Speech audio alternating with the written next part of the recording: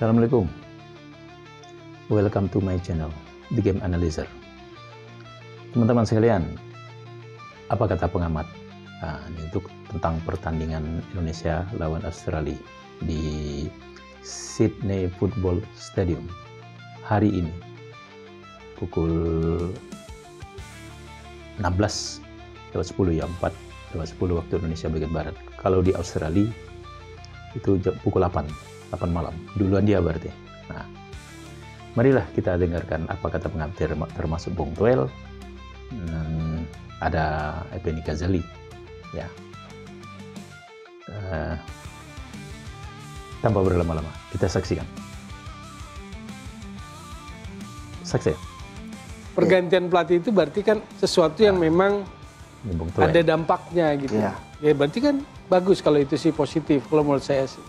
Oke, apakah nanti jadinya memberikan harapan juga nih bahwa potensi atau bisa maksimal begitu ya permainan dari timnas kita dengan ruang ganti yang juga auranya sudah semakin baik? Ya, semoga menurut saya sih. Karena gini, bicara kualitas individu pemain yang kita punya sekarang, dengan naturalisasi jumlahnya 19 di tim, walaupun nanti lawan Australia 2 nggak main karena akumulasi, Ragnar dan Justin, artinya secara head to head kalau bicara individual pemain dengan Australia nggak jauh beda. Jadi kenapa harus inferior seperti tahun-tahun periode-periode sepak bola sebelumnya gitu. Karena faktor naturalisasi itu kan yang membedakan sekarang kan. Artinya dengan positioning yang sama, sekarang tinggal bagaimana pendekatan taktikal yang tepat lawan Australia. Australia punya problem sendiri jelas, tapi apakah itu akan menurunkan kemampuannya? Enggak juga. Dia punya pengalaman di panggung ini, dia punya pengalaman. Dia udah 6 kali Piala Dunia kan. Sejak 2006 nggak putus tuh sampai 2022 kemarin. Artinya meski generasi sekarang ini katakanlah Australia ini B aja, bukan generasinya hebat, golden generationnya Tim Cahill, Harry Kewell, Mark Viduka, termasuk Tony Popovic kan sebetulnya dia anggota squad dari golden generationnya Australia 2006. Nah itu kan nggak punya dia sekarang.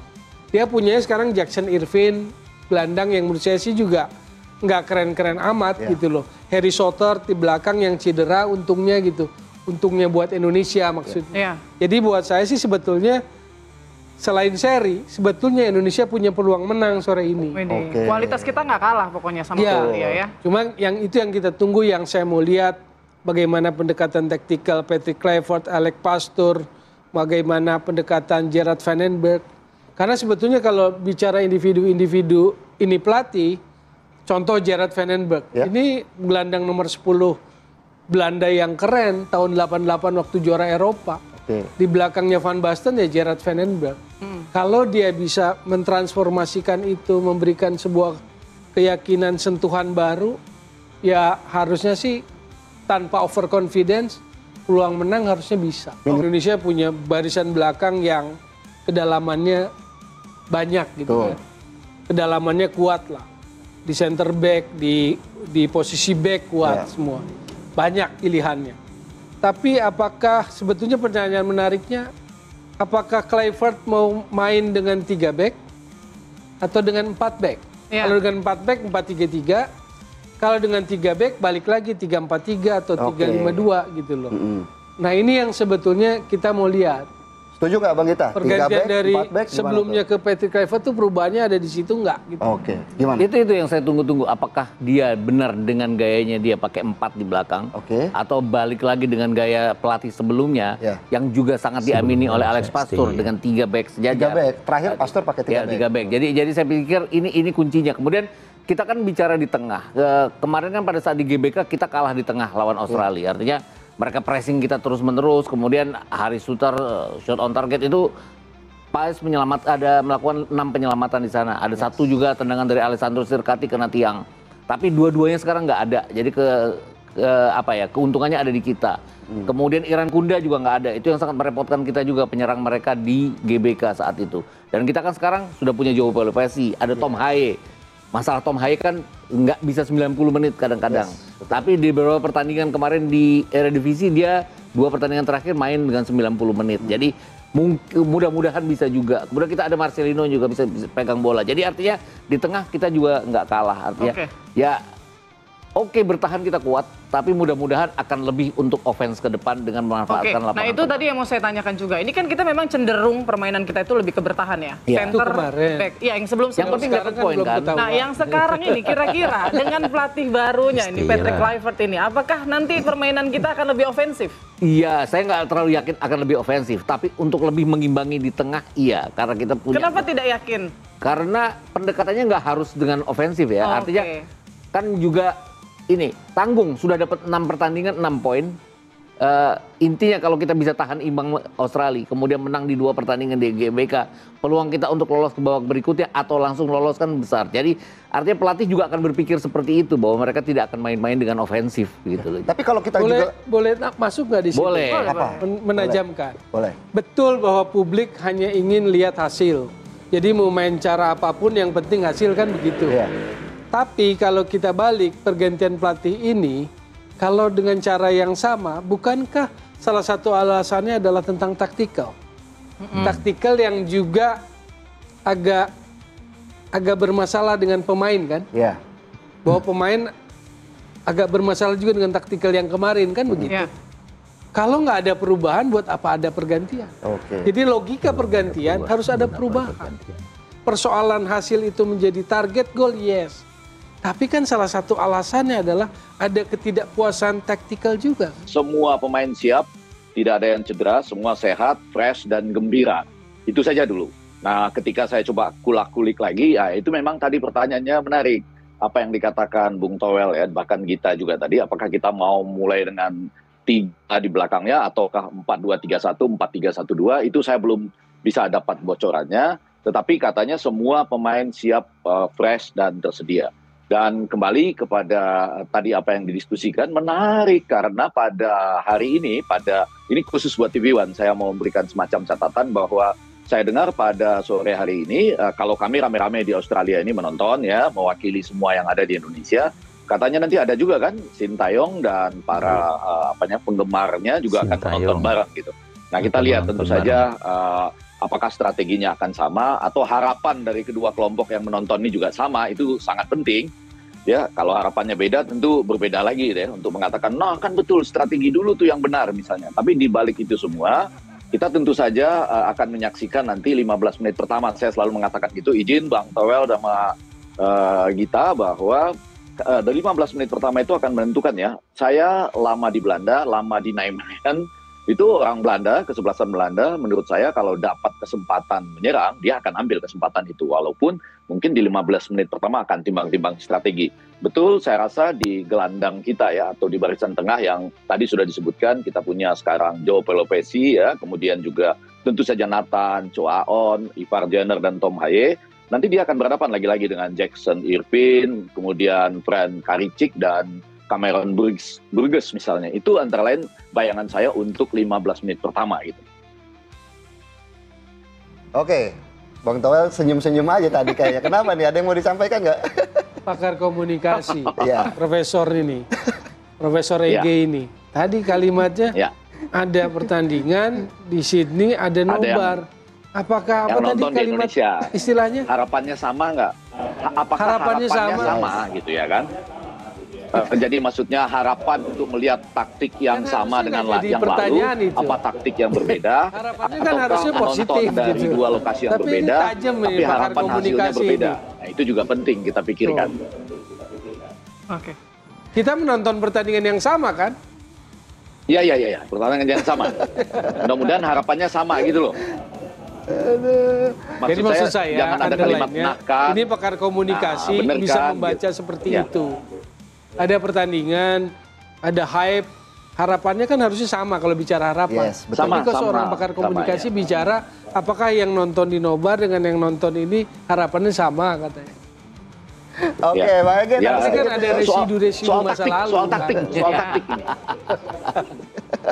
Tapi taktik, kalau soal harapan taktik. pasti sama-sama Harapan pengen soal menang. taktik tadi sudah diklarifikasi. Tadi kan tadi bicara taktik. Soal Apakah komunikasi. masih seperti yang dulu atau seperti yang lebih ofensif gitulah? Makanya tadi sempat disinggung juga Sintayong nonton nih. Kira-kira nanti bakalan ngomong gini nggak? Tuh kan udah saya bilang. Nanti Sintayong bisa jadi kayak gitu tuh. Tuh kan udah saya bilang gitu. Ya, Lanjut, Bos. itu komunikasinya, Noel nonton itu Sintayong komunikasinya. Tapi harapannya sama. Ya tentu logikanya itu, pergantian itu harus ada perubahan, termasuk salah satunya dari sisi taktikal. Oke. Gitu loh. Ada opportunity, ada kualitas. Yang sebetulnya kualitas itu belum sampai level maksimumnya lah. Maka di boosting lah, kan begitu pemikiran sepak bolanya kan, di boosting. Nah ini yang sebetulnya ingin kita lihat gitu loh. Oke. Walaupun ada sisi pragmatis dari publik bahwa yang penting hasil gitu. Ya, betul. Bung Gita, kalau ada perubahan Karena itu udah lama didengung-dengungkan oleh... terlalu berisiko nggak sih Bung Gita? Dengan waktu yang sangat sempit gitu. Perubahan taktik kan sebenarnya gini. Kalau kita bicara individu-individu yang ada di timnas sekarang, Miss Hilgers kan sangat mendukung juga ya perubahan taktik itu. Artinya kan dia gayanya juga ingin keluar gitu loh. Tapi kemarin Feyenoord berhadapan dengan Twente kan terbukti. Sisi blunder itu ada di dia 3 kali. Mereka kalah 2-6. Jadi itu yang tetap harus dijadikan apa ya? Dijadikan semacam kehati-hatian kalau kita ingin melakukan perubahan taktik untuk mendapatkan poin. Artinya kan Patrick Kluivert sejak awal kan sudah bilang bahwa yang penting bagi dia targetnya adalah 4 poin di 2 pertandingan di bulan Maret. 4 poin itu kan jelas, 1 poin di Down Under, 3 poin di GBK. Tapi maksud Bung Toel, kalau tidak ada perubahan ngapain ada pergantian kan gitu? Iya, tapi kan balik-balik lagi, perubahan taktik itu akan sesuai dengan jalannya pertandingan nanti. Di awal mungkin ada keinginan untuk berubah taktik. Pada saat kita di GBK kan juga 5 menit pertama itu kita offense loh, kita ambil inisiatif segala macam. Tapi kemudian Australia ambil alih semuanya, ya kita jadinya dipaksa bertahan gitu loh. Walaupun saya sih nggak sependapat dengan Bung Toel bahwa secara bertahan juga taktikal itu Akhirnya tetap ada juga yang tidak sependapat. Taktikal itu tetap ada. Contohnya lawan Arab Saudi. Itu kan taktik gol kedua Sisa dari kontrak masih ada. Agak melunak dikit. Jadi lawan Arab Saudi itu gol kedua Marcelino itu taktik yang mereka jalankan di latihan. Ya. Pada saat tactical practice di lapangan itu kan semua media disuruh keluar. Tapi karena saya pada saat itu bekerja sebagai HB, kita boleh ada di lapangan asal sistem kita dimatikan. Jadi kita tidak merekam. Karena mereka menganggap HB ini bukan jurnalis, nggak akan nyebarin kemana-mana. Itu gol itu berapa kali diulang oleh pelatih terdahulu yang kemudian menjadi gol. CS-nya Bang Toel.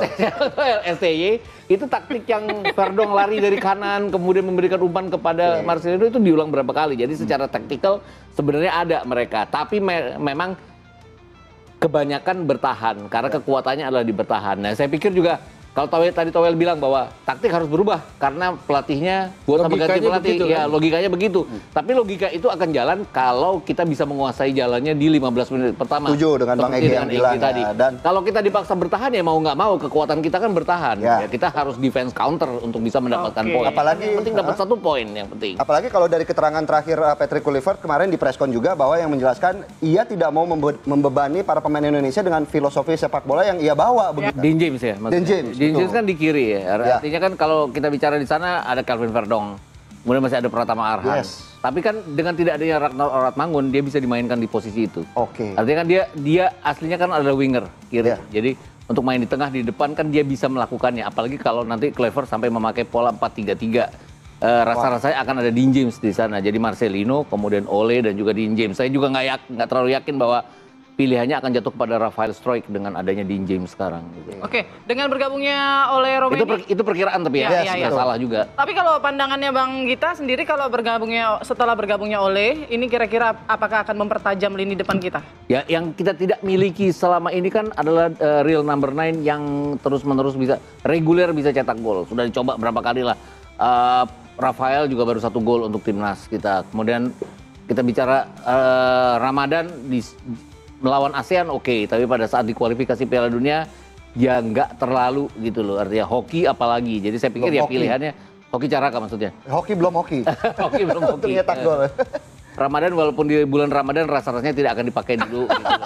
Gitu. Jadi saya pikir juga ya pilihannya akan jatuh pada Ole Romeni. Sampai sejauh ini kan kalau kita bicara sebelumnya di Utrecht kan 2 gol Utrecht pertama itu kan datang dari dia di kompetisi musim ini. 2 minggu pertama. Kemudian di Oxford dia sudah cetak 1 gol. 3 pertandingan terakhir dia main sebagai starter. Jadi rasa-rasanya akan dia yang apakah dia akan bisa menuntaskan itu menjadi gol? Yaitu tadi kelemahan kita adalah finishing. Ini yang harus diperbaiki oleh Kluivert. Sedikit Bang Toel mungkin tanggapannya? Soal Dean James tadi? Oh, iya, soal pemain naturalisasi yang baru. Ya kalau nggak penting nggak mungkin dinaturalisasi dengan extra effort yang katakanlah buru-buru kan? Oleh Romeni kan Februari. Ini yang 3 terakhir kan di Maret. Jadi kalau nggak dibutuhkan ya nggak mungkin dengan melakukan upaya yang melibatkan stakeholder negara juga kan. Jadi menurut saya sih harusnya dipakai. Jangan kejadian kayak Eliano Reinders gitu kan. Udah dinaturalisasi, DSP pun nggak masuk gitu. Justru nanti kita akan mempertanyakan ngapain dinaturalisasi. Kalau bahkan DSP pun nggak masuk gitu. Jadi kelihatannya ini akan digunakan dengan cara semaksimal mungkin. Ya itu tadi pilihannya. Kalau Verdong yang akan lebih bertahan, mungkin Dean James yang akan lebih ofensif gitu. Jadi nanti tergantung taktikal. Makanya saya akan melihat taktikal apa yang dipakai, pendekatannya seperti apa, apakah lebih berani terbuka, ofensif. Kalau kemarin kan cenderung, kalau hilang bola kan selalu turun ke bawah semua. Ke bawah tuh ke wilayah pertahanan sendiri. Yang disebut retreat gitu kan. Hilang bola langsung retreat. Nah sekarang gimana pendekatannya? Hilang bola apakah akan langsung high press atau gimana? Nah ini yang... Atau masih bisa berubah-ubah sebenarnya formasi ya? Seperti yang kita bahas tadi bisa... Kalau formasi sih mungkin aja berubah. Prediksi? Tapi pendekatan itu apakah dia akan lebih ofensif atau hanya nunggu, itu yang akan membedakan. Prediksi mungkin sedikit aja formasi apa? Prediksi saya? Kalau ini harusnya ada perubahan ke 4-3-3. Bang Gita? Saya lebih cenderung ke 4-3-3 juga ya. Mungkin malah 4-1-4-1 ya mungkin ya.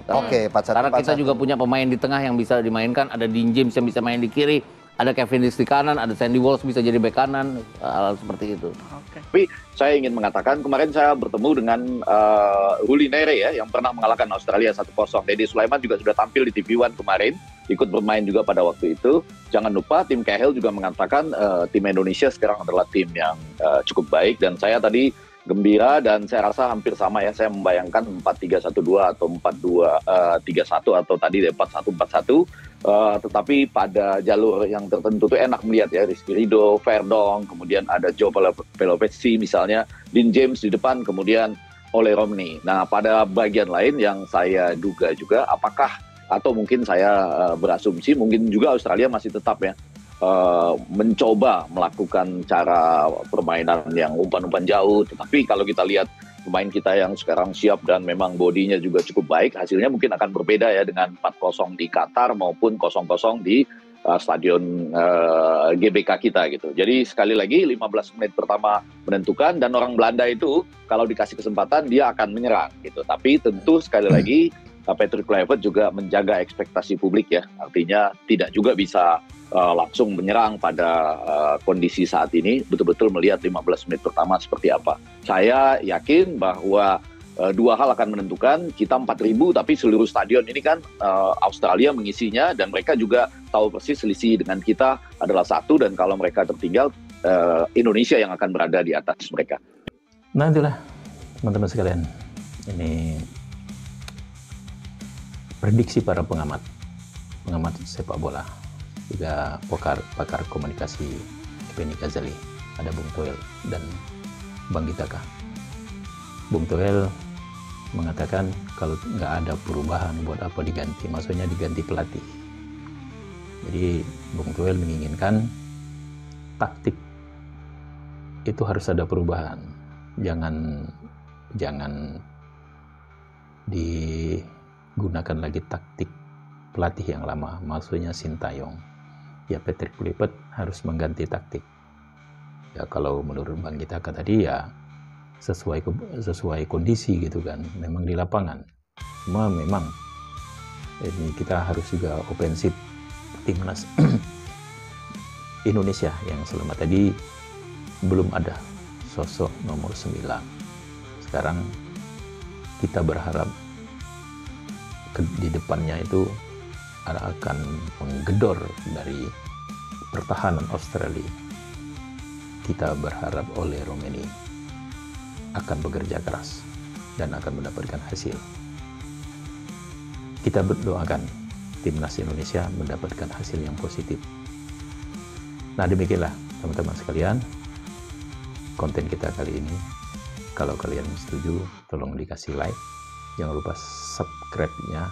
Terima kasih banyak yang sudah menonton. Salam.